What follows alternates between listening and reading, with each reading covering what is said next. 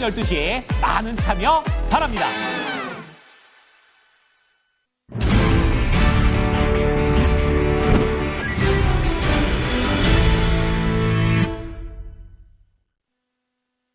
체크인스탁입니다. 두 분 모셨습니다. 토마토 투자클럽 김민 전문가 알파경제 김종효 회사입니다. 안녕하세요. 안녕하십니까. 예, 이슈 먼저 보겠습니다.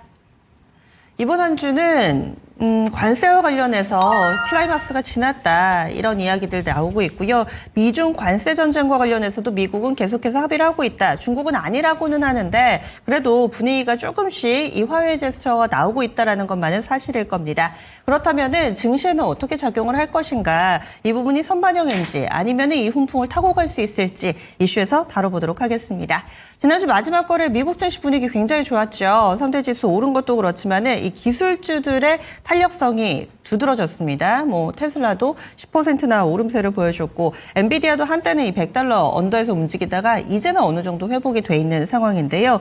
그렇다면은 이 지난주 마지막 거래 미국 증시는 어떤 것에 반응을 한 것인가? 김민훈 전문가님 먼저 알려주시겠어요? 네, 일단 관세 일부 완화 철회 훈풍 이렇게 정리하면 딱 맞을 것 같습니다. 이제 트럼프 대통령과 약간의 노이즈 좀 있는 것 같아요. 중국에서 대답을 했니 안 했니?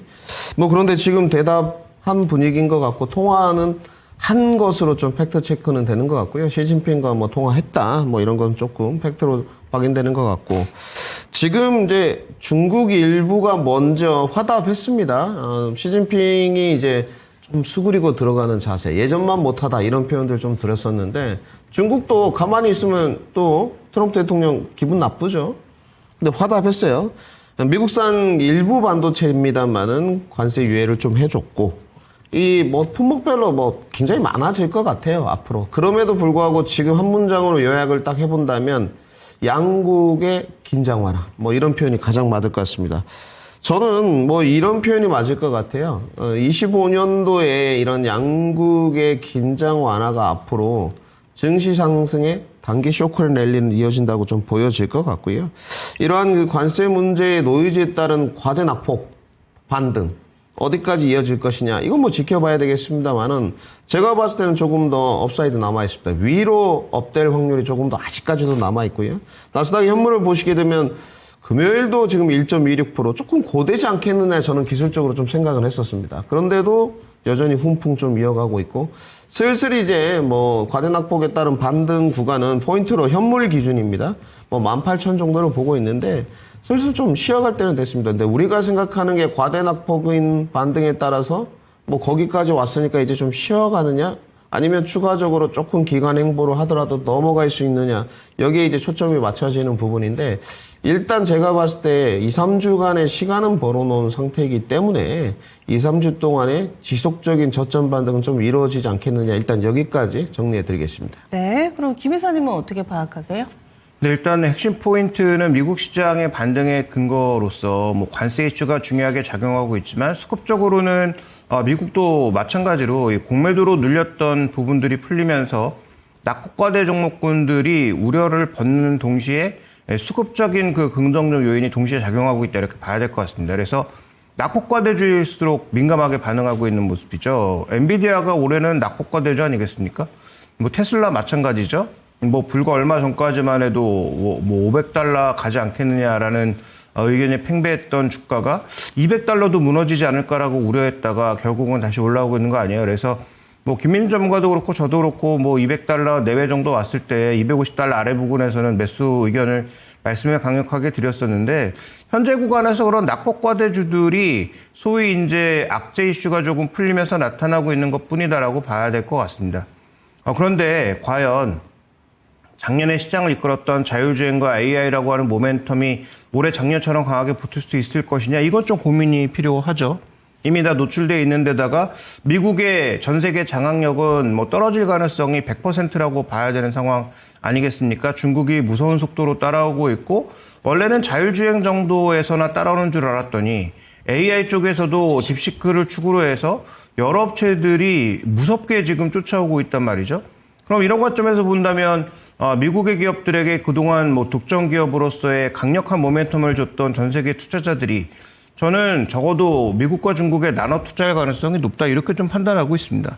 그렇게 본다면 올해 엔비디아가 작년만큼의 성과를 보인다? 불가능하다라고 보고 있고요. 테슬라가 또 작년만큼의 성과를 보인다? 불가능하다라고 보고 있습니다.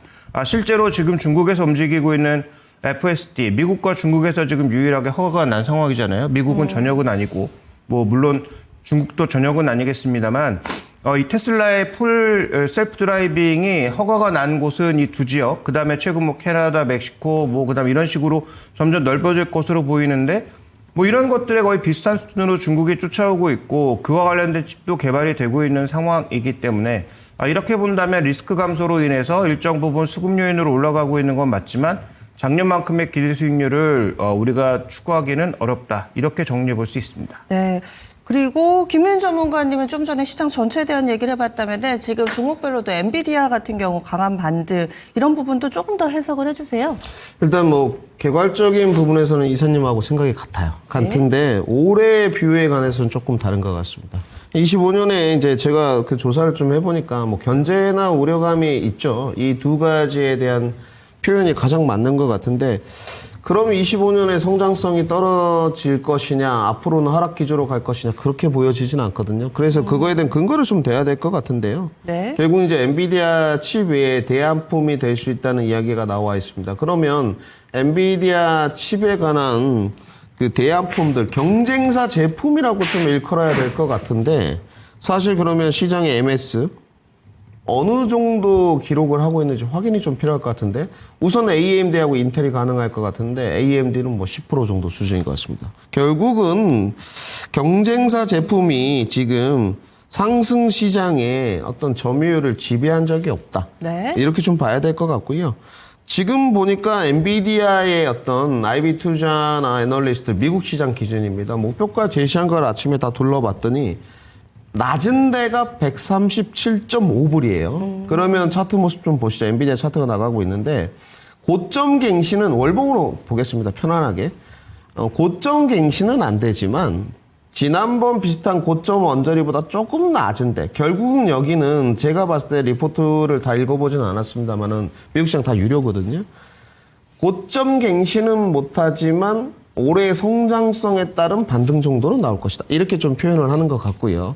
그러면 고점은 지속적으로 낮아지는 거죠. 그 다음에 이제 가장 높게 나온 데가 여러분들 192.5불이 있습니다. 그런 데는 153불이 지금 최고점이니까 신고가니까 올해도 그래도 성장성이 7, 80% 되는데 이거에 대한 반영 부분은 타당하게 주가에 리레이팅 해줘야 되지 않느냐라는 제 주관적인 판단인 것 같아요. 저는 얼마 제시했느냐? 170분 언저리를 제시했거든요. 그러면 지금 엔비디아 경쟁사 제품이 AMD 걸 보니까 MI300이에요. 이 제품에 관해서는 지금 엔비디아를 넘어간 적이 없죠. 지금 호퍼 제품에 관해서. 그러면 엔비디아가 지금 블랙웰에 앞으로 지연되거나 문제가 있을 거라고 하는데, 그러면 AMD 다음 제품 MI350은 언제 나오냐? 올해 3분기거든요. 과연 이 제품은 문제가 없을 것이냐? 내지는 엔비디아가 문제가 적어도 있을 때 이 제품들이 시장의 점유율을 파고들면서 엔비디아 점유율을 갉아먹어야 되지 않습니까? 그것은 아직 확인된 바가 없어서 저는 엔비디아가 이제 예전만큼의 지속력을 갖지 못할 거라는 개괄적 관점에서는 저는 무조건 동의입니다. 다른 업체들 너무 불편하죠. 팹리스 업체들. 당연한 건데 그래도 노장은 살아있다. 올해까지는 좀 주가의 상승 모멘텀이나 퍼포먼스를 보여주지 않겠느냐. 좀 싼 가격. 이제 엔비디아는 그래서 핵심이 이건 것 같습니다. 한 문장으로 결론을 정리해 드리자면 싼 가격에서만 사야 되는 주식이 됐어요. 이제는.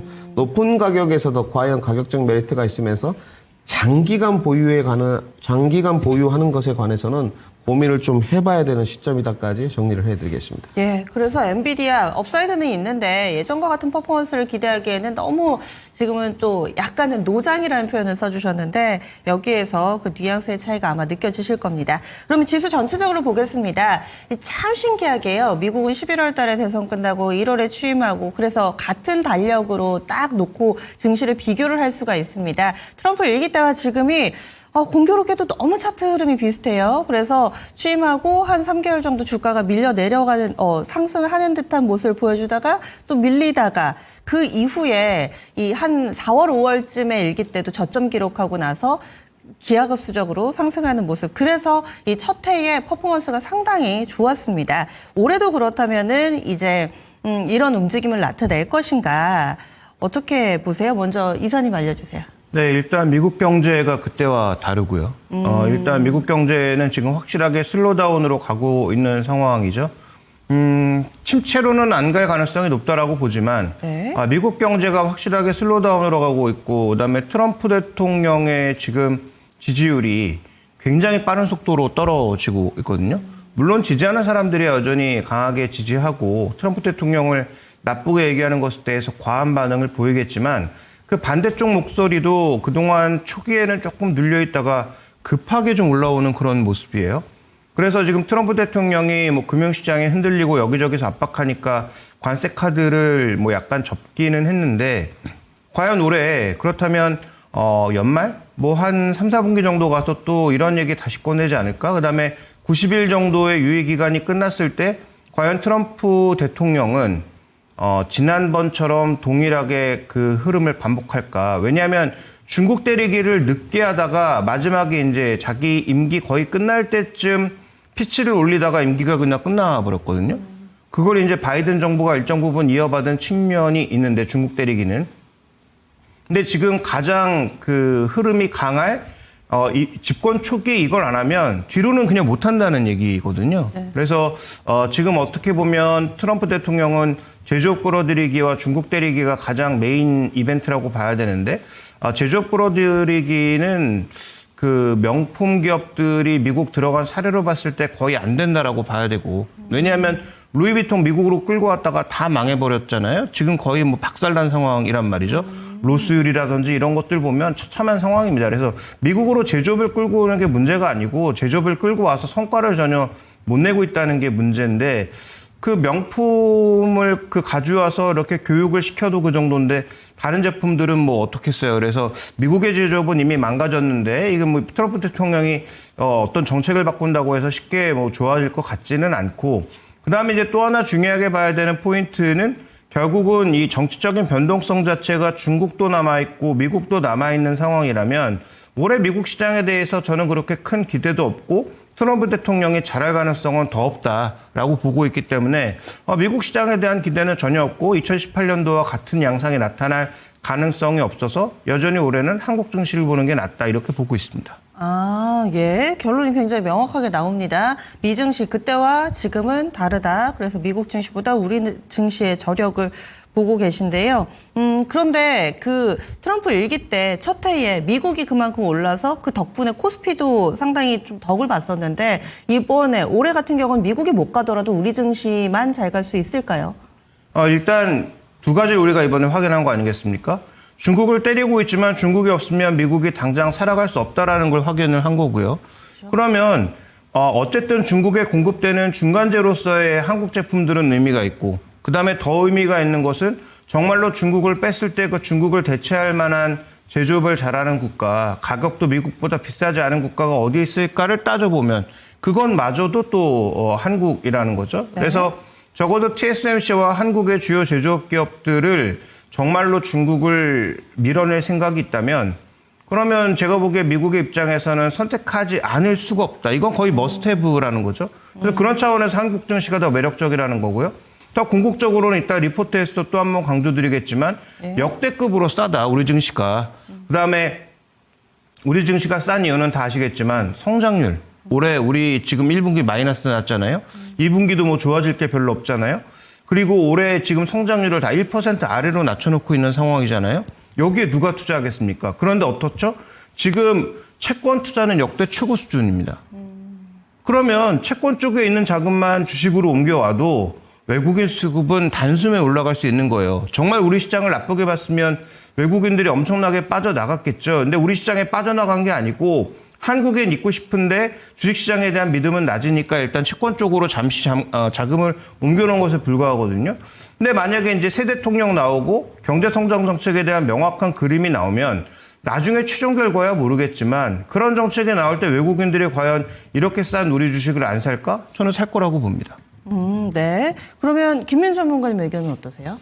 일단 이거는 뭐 거시 관점인데 너무 중요한 부분인 것 같고요. 일단 트럼프 일기 정권 때 비슷하다고 이제 말씀하셨으니까 우리 박상재 앵커님 차트 모습 좀 보시면서 설명을 드려야 될 것 같은데 트럼프 대통령의 일기 정권 때 2017년에 취임했었습니다. 그리고 18년 3월경에 그때 당시에 벌써 이제 시간이 벌써 7, 8년 흘렀는데 그 미중 무역 분쟁이라는 신조어가 이제 생겨났었어요. 그때 당시에. 그때 주가 모습입니다. 월봉입니다. 제가 지금 그때 당시로 돌려놓은 모습인데 약 한 석 달 동안 조정을 받고 2018년 그 연말까지 한 5, 6개월 정도 올랐어요. 그리고 2018년 연말쯤 아쉽지만 10월경에 이제 고평가 이야기가 나오기 시작합니다. 미국 시장에서. 그리고 이제 연준이 중립금리까지 아직 멀었다라는 표현을 하면서 금리 인상 카드를 들고 나와요. 그러면 여기 지금 아주 화면에 보시면 깊게 내려간 적이 있었죠. 이때도 한번 깊게 내려가긴 했습니다. 그 뒤에 이제 지속적인 상승이 갔고 앞선 번에도 뭐 관세 문제 뭐 이렇게 나오면서 또 좀 랠리는 갔어요. 자, 차트는 뒤로 돌려놓고 그러면 트럼프 일기 정권 때와 지금의 이제 움직이는 모습을 좀 보시고요, 우리 시청자분들. 일기 정권 때와 위기 정권 때의 차이가 무엇인 것이냐, 이게 가장 중요할 것 같은데 저는 결론만 먼저 앞서 말씀드리면 이사님의 의견에 동의합니다.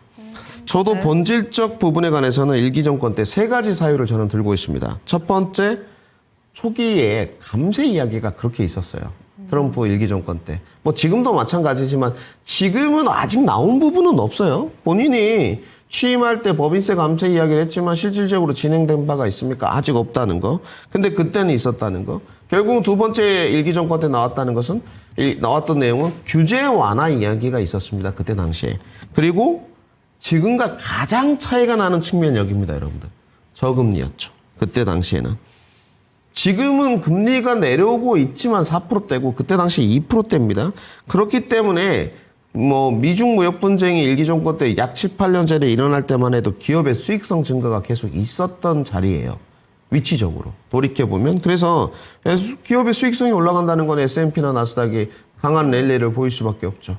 그것이 2019년 말까지 이어졌습니다. 미국 시장은. 그러면서 그때 당시에도 이제 야, 국내 시장은 미국 시장 갈 때 못 간다. 이런 내용들이 너무 많이 흘러나온 거예요. 그러면 자, 2기 정권을 한번 보시죠. 우리 시청자분들. 지금 2기 정권에 여전히 고금리죠. 그리고 물가가 저는 고착 구간이라는 표현을 쓰겠습니다. 물가가 고착 구간이에요. 연준이 대중공개 자료도 내세우는과 고착화되었다. 그리고 고율 관세죠. 지금 어찌됐건 현재 일부 철회 앞으로 향후 완화하겠다고 하지만 고율 관세다 보니까 물가 상승 압력이 지속되고 있습니다. 여러분들 그렇지 않습니까? 지금 얼마만큼 완화될지는 모르겠지만 그러면 비용 구조가 너무 나빠지죠. 그래서 제가 결론적인 부분에 관해서 동의한다고 말씀드렸는데 이 비용 구조가 나빠진다는 것은 기업의 이익에 절대 우호적일 수가 없습니다. 그래서 약간 아침에 이제 그 대본들을 적으면서 일기 정권 때는 이런 표현을 썼습니다. 저는 미국이 무조건 이긴다. 무조건 윈 아메리카 이렇게 좀 적었는데 2기 정권 때 미국이 지금 무조건 이기고 있나요? 진짜 좀 물음표가 달리죠. 맞아요. 주변 여기서 야, 예전만 트럼프가 못하다 좀 우울해 보인다. 맞아요. 그거를 실제 사람들, 뭐 전문가들 뿐만 아니고 느낀단 말이죠. 그러면 저는 이렇게 마지막 한 문장은 적겠습니다. 미국은 오래 끌면 손해다. 그렇기 때문에 저는 아까 이사님 이야기에 동의한다 그랬는데 그런데 이제 25년 미국 시장. 그럼에도 불구하고 2025년 말이나 2026년 초까지는 저는 이런 표현을 쓰겠습니다. 쇼크 앤 랠리는 지속될 수 있다. 하지만 장기 지속성에 관해서는 의문이다. 쇼크 앤 랠리가 뭐냐면 관세를 지금 막 크게 때렸지 않습니까? 그러니까 이 일부 완화 철회해줌에 따른 증시 반등세. 이런 기대감들이 계속적으로 들어가는 부분이죠. 그리고 그 기업의 이익이 저는 미국의 경기 침체라고 보는 쪽인데 확 꺾이진 않아요. 아직까지도 뭐 적자로 돌아선다든지 지금 최근에 나온 텍사스 인스트루먼트만 보더라도 어닝 서프라이즈 썼죠. 그러니까 이런 부분들을 봤을 때 25년은 이렇게 인위적인 증시 하락에 따른 관세 일부 철회 완화, 쇼크 앤 랠리가 지속되는 해라고 보여지고 단지 이제 내년과 내후년부터 과연 미국 증시가 빠르게 제자리로 찾아갈 수 있느냐에 관해서는 의구심이 있고 그리고 이제 국내 증시죠. 그러면 이거는 제 주관적인 바램과 국내 증시의 어떤 위치를 본다면 국내 증시에 좀 외인 수급들이 들어오면서 상대적 메리트가 부각되는 네. 그런 원년의 해가 좀 된다면 지금 국내 증시는 올해도 적극적으로 매수를 하고 내년까지도 증시 훈풍을 좀 이어가지 않을까 이렇게 좀 판단하고 있습니다. 네, 솔루션은 나왔습니다. 올해는 미증시보다는 우리 증시가 좀 더 퍼포먼스가 좋지 않을까라는데 두 분의 의견이 모아지면서 집 나간 서학개미 분들이 좀 빨리빨리 또 컴백을 해주셔서 우리 증시에서 수익을 또 많이 챙기는 한 해 만들어 보시면 좋겠습니다. 그 다음 리포트로 넘어가 보시죠. 오늘 세 개의 리포트입니다. 첫 번째로는 LS증권 기다리던 외국인 수급이 변하고 있다. 듣던 중 반가운 얘기일까요? 외국인이 계속해서 팔았는데 외국인 수급 첫 번째 리포트입니다. 두 번째 한국투자증권은 유통 화장품 섹터 리포트인데 면세산업 내에 화장품 할인율이 축소되는 중 화장품주들 주가 움직임 좋죠. 이유에 대한 리포트 알아보겠습니다. 마지막으로 하나증권은 동국제강 종목 리포트인데요. 하나씩 알려주시죠. 네, 먼저 유통 화장품과 관련돼서 이번에 면세점 실적, 그다음에 호텔신라 실적에서 놓고 봤을 때 호텔신라도 예정보다 실적이 나쁘지 않아 예상보다 실적이 나쁘지 않았는데 그 핵심 포인트는 매출의 60%를 차지하고 있는 화장품이 개선된 것이 아니냐. 근데 화장품이 어떤 식으로 개선됐느냐? 시내 면세점 중심으로 일단 개선되고 있다. 대형 따이공들이 떠나가면서 그 빈자리를 메꾸던 것이 없었는데 반대로 대형 따이공이 없으니까 예전 같은 말도 안 되는 할인 판매도 없는 거죠. 그래서 어느 정도 수익성 회복은 있고 그럼 마지막 남은 카드 하나는 결국은 뭐겠습니까? 지금 호텔신라나 면세점 입장이에요. 네. 아직도 공항에서 옛날 그 경쟁이 치열할 때 정도의 높은 수수료를 받고 있는데 지금 뭐 최근에 공항 가신 분들 아시잖아요. 면세점 빈자리 많은 곳. 그럼 그 상황에서도 그 높은 수수료를 유지를 하면 공항 면세점은 차라리 포기하는 게 나을 수 있죠. 그래서 호텔신라가 공항 면세점을 포기할 것 같지는 않고 그러면 적정 수준에서 아마 타협할 가능성이 높은데 그러면 그 공항 수수료로 인해서 타격을 받았던 높은 수수료가 낮아지는 것만으로도 이익이 개선될 수 있고 그다음에 아시는 것처럼 이렇게 상황이 계속 안 좋고 적자를 내다 보니까 엄청나게 지금 비용 압박을 하고 있거든요. 그러니까 이미 비용 구조가 개선되고 있는데 마지막 남은 카드라고 볼 수 있는 그 면세점 카드, 공항 면세점 카드가 만약에 적용될 경우에는 실적이 꽤 좋아질 수 있다는 측면에서 호텔신라를 볼 필요도 있고요. 그다음에 또 하나의 포인트는 중국에 쌓여있던 그 과잉 재고 적체 때문에 우리나라 종목군들이 더 이 중국향 종목군들이 크게 힘들었던 것인데 이제 그것도 풀리는 신호가 조금씩은 나타나고 있다는 거죠. 하이나 면세점 쪽의 움직임을 보면. 그러면 이런 부분들로 봤을 때 중국에 가장 인볼브되어 있는 화장품 기업이 뭐냐. 아모레퍼시픽, 그 다음에 코스맥스라는 거죠. 그래서 최근에는 미국향에 가까운 한국콜마가 신고가를 냈는데 코스맥스는 잠깐 부진한데 그런 차원에서 지금 화장품 종목을 고를 때 이쪽에 영향을 받고 수수료 영향이 기대되는 호텔신라도 하나의 트렌드로 볼 수 있고 그다음에 한국콜마 대신 코스맥스 네. 그다음에 아모레퍼시픽 같은 종목군들도 조금은 봐야 되지 않겠느냐. 중국 시황 개선에 따른 긍정적 효과가 기대되고 있다. 이 리포트에서는 언급하고 있습니다. 자, 두 번째로는 동국제공은 아주 심플하죠. 현재 지금 구간에서 1분기에 예상보다 좋은 실적이 나왔는데 2분기에도 이게 이어질 가능성이 높다라는 내용인데 근데 오늘 또 무슨 뉴스가 나왔습니까? 조선용 호판에 대해서 비용을 더 올리는 방향으로 지금 가고 있는 뉴스가 또 나오고 있잖아요. 그래서 이런 철강주들 같은 경우에도 PB 0.2배까지 빠져 있는 상황이기 때문에 여러 가지 악재를 충분히 반영하고 있는 상황인데 그러면 예전처럼 높은 주가는 당연히 못 가겠지만 악재가 풀리는 것만으로도 일정 부분의 가격 회복은 충분히 가능하지 않느냐. 이런 관점에 접근이 좀 필요한 것 같습니다. 네. 그럼 첫 번째 리포트 외국인 수급 LS증권은 어떻게 해석하나요? 네, 일단 제가 그동안 말씀드렸던 부분과 일정 부분 맥락이 좀 닿아 있다라고 볼 수가 있는데요. 먼저 일단 첫 번째 준비된 그림을 보시면 외국인들 포지션이 변하고 있는데 어디서부터 변하고 있느냐? 선물부터 변하고 있다. 선물 쪽에 제가 계속 언급드리고 있는 게 미결작정이 줄어드는 구간에서 외국인들이 연초부터 무려 6만 계약을 팔았는데 뭔가 가격을 잡아두고 이 안에서 계속 포지션 경이 나타나는 것 같다. 순 포지션과 미결작정 전체 움직임에 계속 뭔가 엇박자로 움직이고 있는 것은 내부적으로 포지션이 변하고 있는 것이다라는 말씀을 드렸는데 동일한 시각이에요.